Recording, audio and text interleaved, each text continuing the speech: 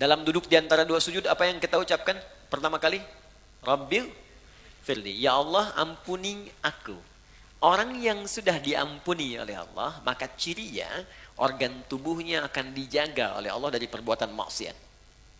Lalu kita bersyukur. Sujud, ya Allah terima kasih. Engkau ampuni dosaku.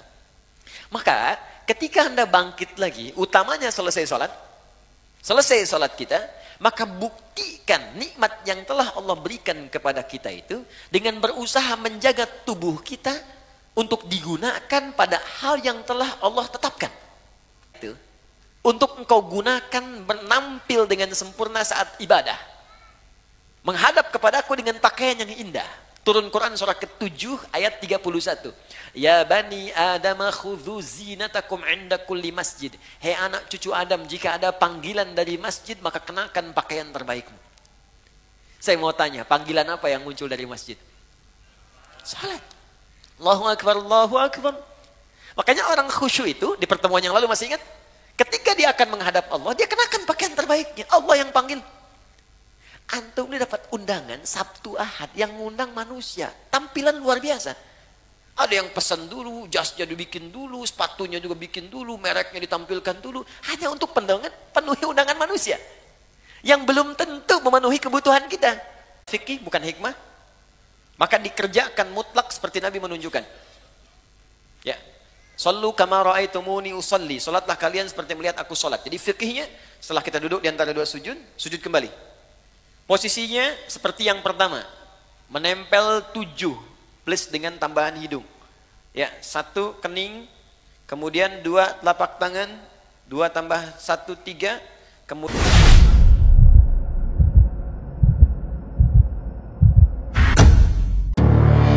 2 lutut, 3 tambah 2 5, kemudian jemari di 2 kaki, tambah 2 7 plus dengan hidung.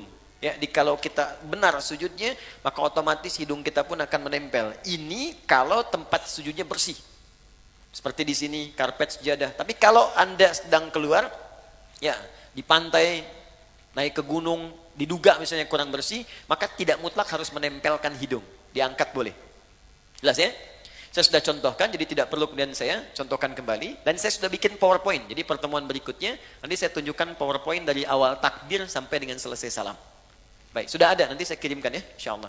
Kemudian teman-teman fokus, setelah sujud seperti biasa, tempelkan dulu. Mohon maaf sekali, boleh bantu saya? 1 orang aja. Siapa aja boleh. Mas Andian, mohon izin. Di sini, karena kita ada kamera tersambung, sini aja. Kiblatnya ke sana, sana ke MU. Ya, silakan, sujud langsung. Oke. Nah, fokus. Lihat sini teman-teman. Nah, ini sudah bagus. Ini tempelkan dulu. Mohon izin jangan dulu berdoa ya. Jangan dulu berdoa. Ingat sampai kata Nabi famakin sujudaka. Sempurnakan dengan baik dulu sujud secara caranya baru berdoa. Kening ini sudah ya di sini. Jangan sampai terhalang. Ingat pakai peci itu untuk menutup rambut. Jadi kalau kira-kira rambutnya pendek atau tidak ada rambut sama sekali, tak pakai peci pun gak ada masalah. Jelas ya? Baik, kemudian ini di telapak tangan 2. Ini agak dibuka ya. Sudah cukup baik, agak dibuka. Yang penting enggak ke sini ya, cukup di sini. Agak dibuka sehingga tidak dirapatkan ke sini. Ini hati-hati ada yang dilarang oleh Nabi, jangan kau tempelkan ini siku di sini sehingga menutup diafragma. Di saat sedang sujud kan darah dipacuk kencang dari jantung ke otak. Begitu kita tempelkan di diafragma itu bisa terhambat. Bisa meninggal orang kalau terlalu lama. Dibuka. Ilustrasinya kata Nabi sampai anak kambing bisa lewat. Ingat anak kambing itu kan zaman Nabi orangnya besar-besar. Ya, jadi wajar lewat itu cuma ilustrasi bahasa kiasan. Maksudnya ada ruang di sini, bukan Anda ukur. Mama sini sholat yang benar, anak kambing mana anak kambing? Tidak ya. Ini 2 lutut sini. Kemudian ini ditutup, bukan dibuka begini. Sudah saya terangkan, ditutup begini. Ini sudah bagus. Nah, sudah seperti ini baru berdoa. Biarkan nikmat dulu, tekan sampai di kepala ini terasa enak, di kening. Ini masih hidup ya? Ya, alhamdulillah. Jadi tenang dulu, enak setelah merasa. Biasanya awal-awal pusing. Awal-awal pusing biasanya. Nanti setelah itu enak. Baru berdoa. Bangkit. Alhamdulillah. Nah, sudah duduk di antara dua sujud, kan? Kemudian sujud kembali seperti tadi yang pertama. Baik, ini yang kita lakukan serupa. Jadi fikihnya tidak ada yang berubah. Sujud kedua sama seperti sujud yang pertama secara fikih. Bacaannya pun tidak berubah. Sama. Ya, subhana rabbiyal a'la atau subhana rabbiyal a'la wa bihamdi atau subhanakallahumma bihamdika Allahumma ighfirli. Silahkan dipilih. Jelas. Tapi ingat pesan saya baik-baik. Itu bacaan tadi, itu hanya pengantar pada doa. Ingat, bacaan formal pengantar doa. Ingat pelajaran kita yang lalu. Setelah itu minta kepada Allah. Apa yang kita mintakan? Ingat baik-baik. Sujud pertama kita minta silakan dalam hati. Rasakan apa yang kita mohonkan. Bangkit, duduk di antara dua sujud. Diajarkan oleh Nabi. Ini permintaan ini yang kamu bacakan. Kemudian kita sujud lagi. Bacakan seperti yang pertama. Tapi ingat, sujud yang kedua mengandung makna syukur. Kalau benar syukurnya, Allah akan berikan lebih dari apa yang kita bacakan dalam duduk di antara dua sujud tadi. Bahkan ada orang yang belum minta, sudah Allah berikan. Seperti Maryam tadi, gak minta, Allah sampaikan. Seperti Luqman dengan anaknya, yang bukan Nabi, bukan Rasul. Seperti Umar pernah mendapatkannya. Seperti Abu Bakar pernah meraihnya. Seperti Ali pernah mendapatkannya. Bukan Nabi, bukan Rasul, tapi mendapatkan kemuliaannya. Paham sampai sini? Nah sekarang, ketika sudah sujud, kemudian bangkit, baik tahiyat ataupun bangun kembali, ada satu PR yang harus kita praktekkan dulu. Kata Allah, kamu syukur, saya tambahkan. Bagaimana cara bersyukur dan apa itu syukur? Kita bahas ini kurang lebih 1-5 menit. Setelah itu kita cukupkan, kita buka untuk diskusi. Sepakat? Oke, silakan Mas. Jazakallah khair. Syukur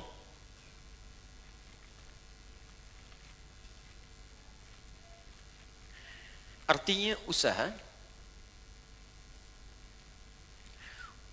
untuk mengungkapkan, upaya untuk mengungkapkan rasa terima kasih,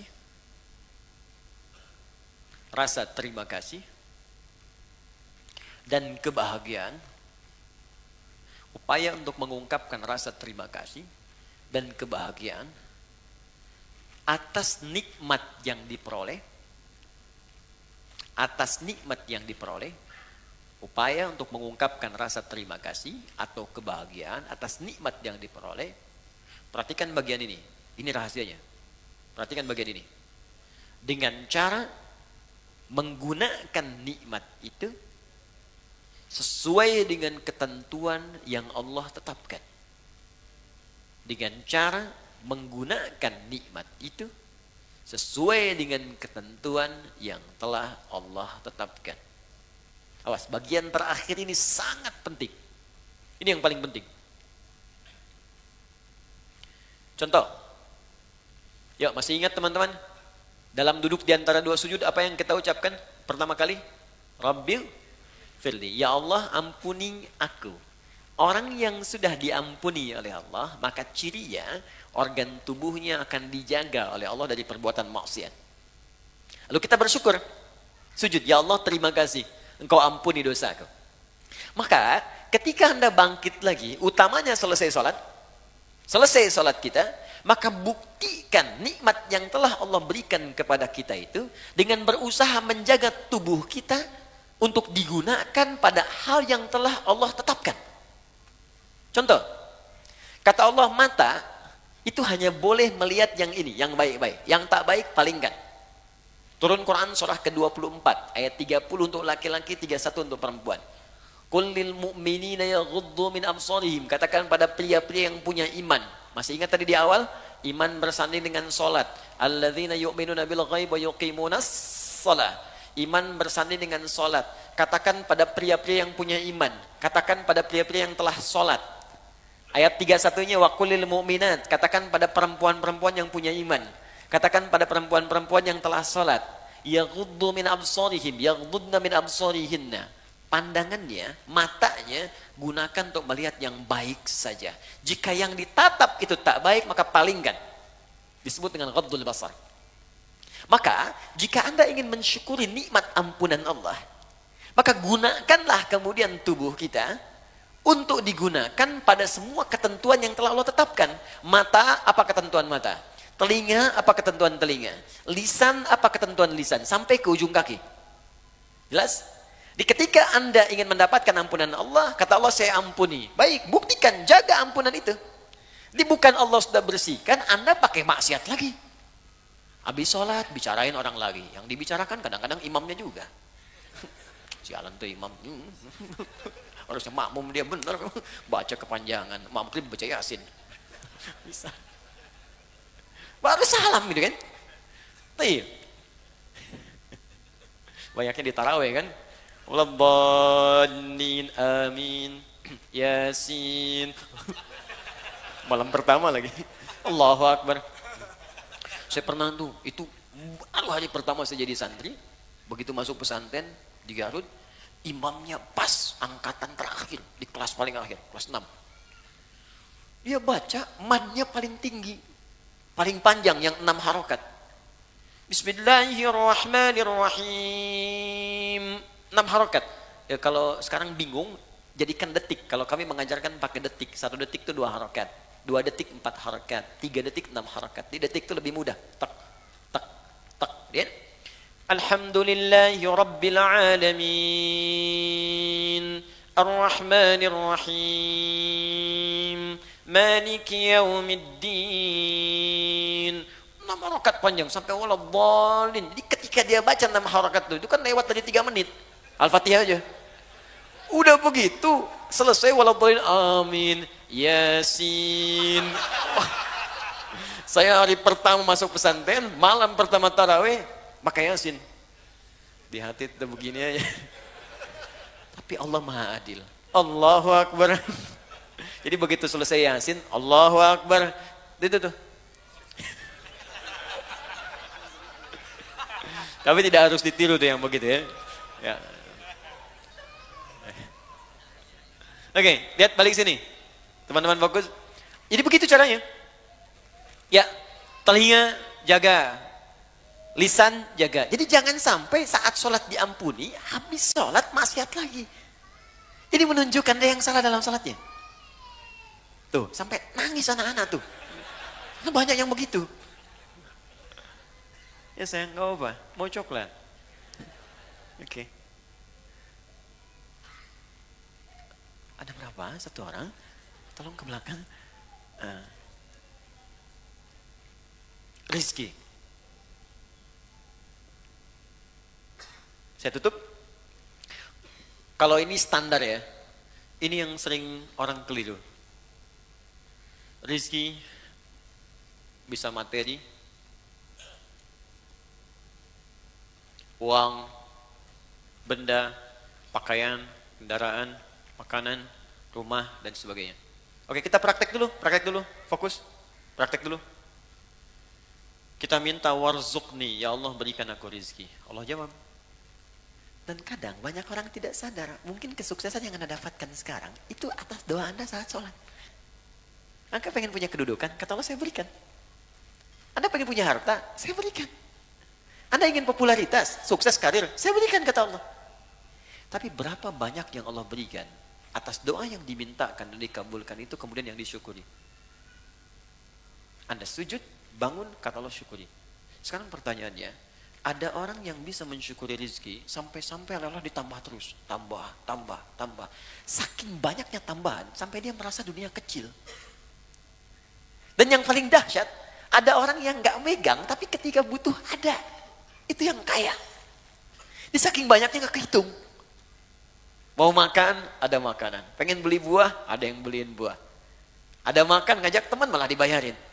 Ya, jadi apa yang dia kerjakan tuh Allah cukupkan, cukup. Tapi dia nggak punya beban.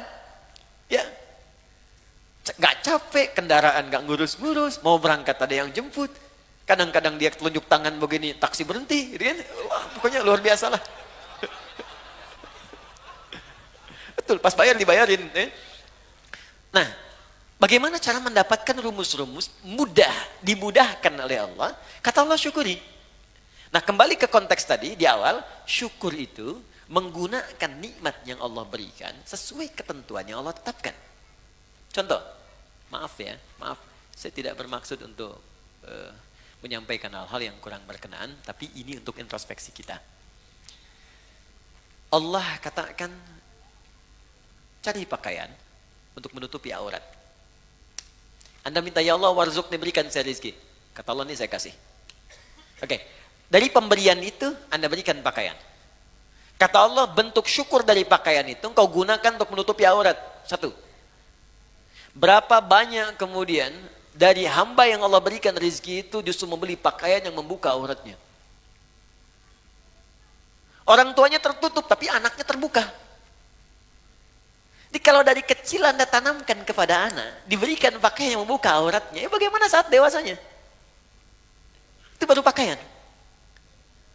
Yang kedua, silahkan lihat. Kata Allah, gunakan pakaian itu untuk engkau gunakan menampil dengan sempurna saat ibadah. Menghadap kepada aku dengan pakaian yang indah. Turun Quran surah ke-7 ayat 31. Ya bani Adam khudhu zinatakum inda kulli masjid. Hei anak cucu Adam, jika ada panggilan dari masjid maka kenakan pakaian terbaikmu.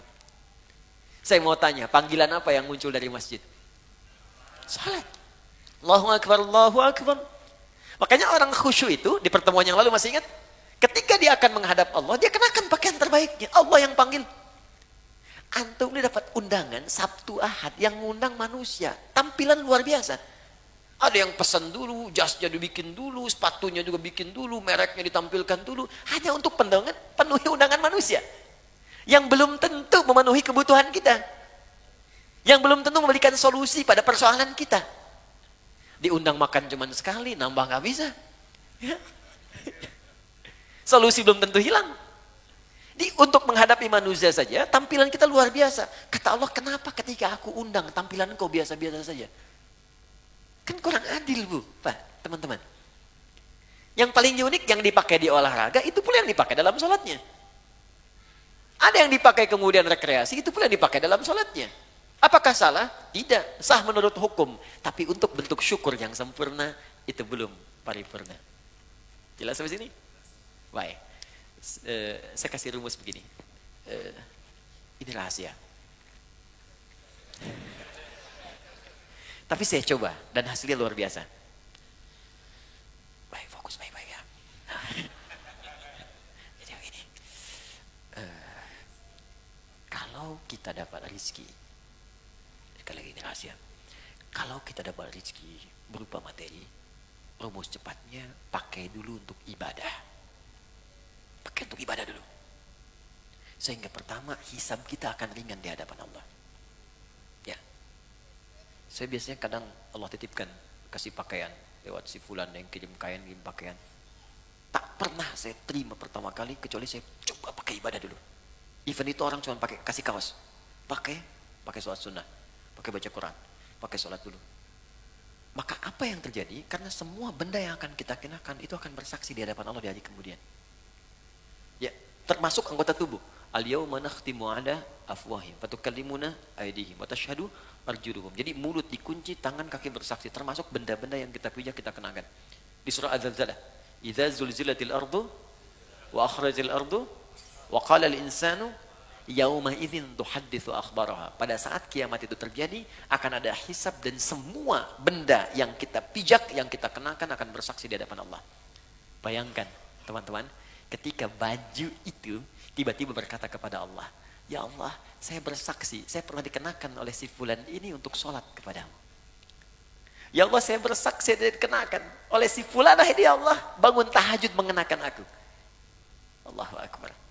Ya fulan, ketika aku berikan kepadamu nikmat berupa pakaian, apa yang kamu kerjakan? Ya Allah, saya bersaksi, pertama kali saya gunakan untuk memenuhi panggilanmu ke masjid.